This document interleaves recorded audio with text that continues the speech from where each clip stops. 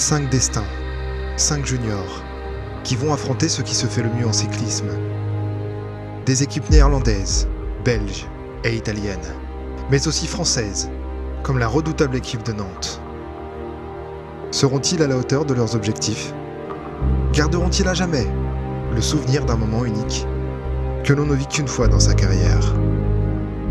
Celle d'une course qui a vu naître des légendes, qui ont brillé ici avant de parcourir les paysages de France et écrire dans l'histoire des performances juste surhumaines.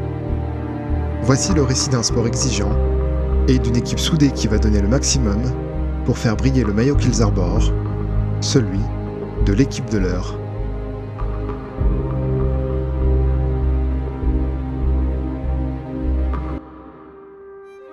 Ces 3 jours sur le Tour de l'Eure, c'est faire un bon classement général par équipe et essayer d'emmener l'équipe entière à l'arrivée à Louviers, quoi. Donc voilà, il y a des garçons qui ont certains niveaux et d'autres qui sont un peu plus loin que d'autres. Donc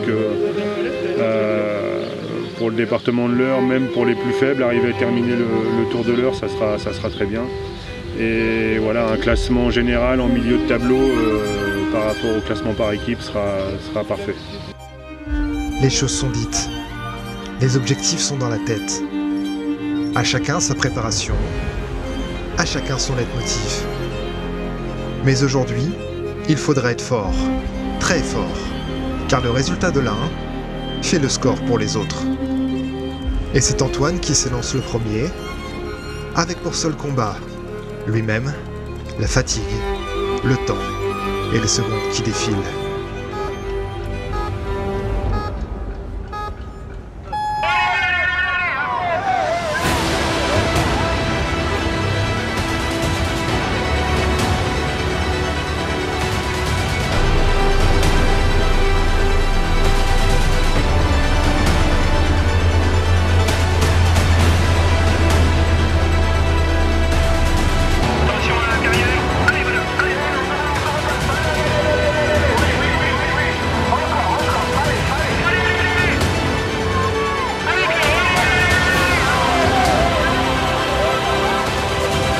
Un problème technique pour l'équipe de l'Eure.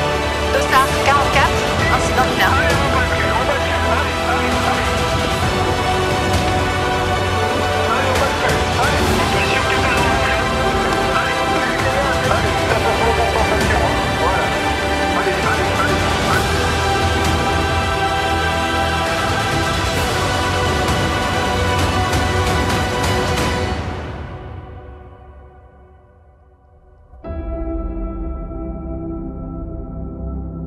Avec 2 minutes de retard, l'équipe se positionne 17e sur 27. Ce n'est pas une défaite, loin de là. Mais la réalité du niveau en a surpris quelques-uns et a surpris quelques corps.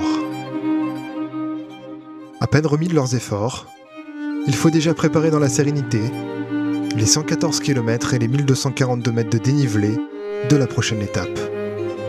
Alors chacun se concentre dans son coin, en repensant à tous ces petits conseils qui parfois permettent de faire de grandes courses. Mais cette journée sera longue, très longue.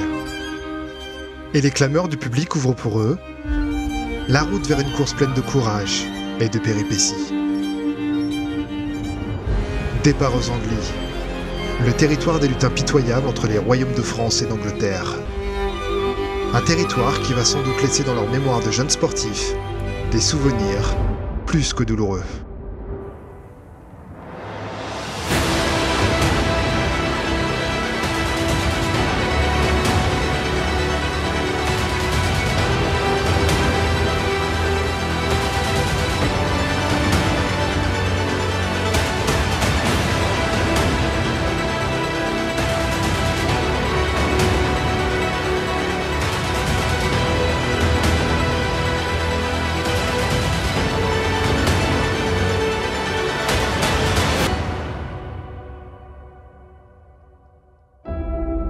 L'épreuve reine a laissé des traces. Après une échappée et une belle course dans les 5 premiers, Antoine chute à quelques tours de l'arrivée, sans gravité. Mathieu et Maxence réalisent une belle performance. Clément, lui, est tombé après avoir percuté un véhicule, perdant ainsi beaucoup de temps et beaucoup d'énergie. Désiré, lui, termine péniblement, juste à temps pour ne pas être disqualifié. Ça roulait très vite et moi j'ai du mal à frotter et je suis resté un peu derrière.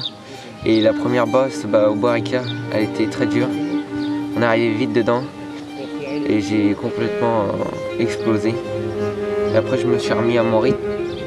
J'ai essayé de finir comme je pouvais.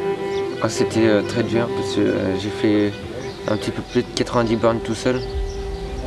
Donc c'était dur. Pour une première dans une course junior, ce sont 4 étapes qui s'enchaînent sans repos. Une nouveauté pour nos sportifs, qui gardent en tête leur objectif et leur envie de conquête sur leur terre natale. Pour montrer aux autres qu'il faudrait bien compter sur eux jusqu'au bout.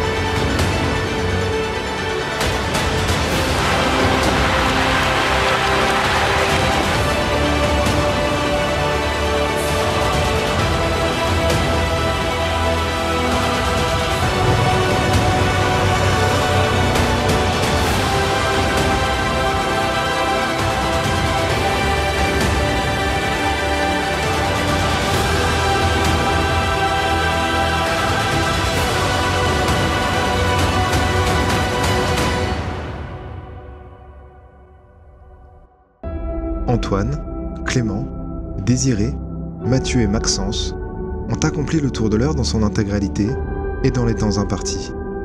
C'est une des rares équipes de l'Eure à avoir accompli cet objectif. 3 jours d'intensité, 3 jours d'émotion et les sourires d'un grand soir. Ce qui laisse présager que cette performance sportive leur restera et s'éveillera en eux comme une étincelle quand les mots courage, persévérance et pugnacité croiseront de nouveau leur route.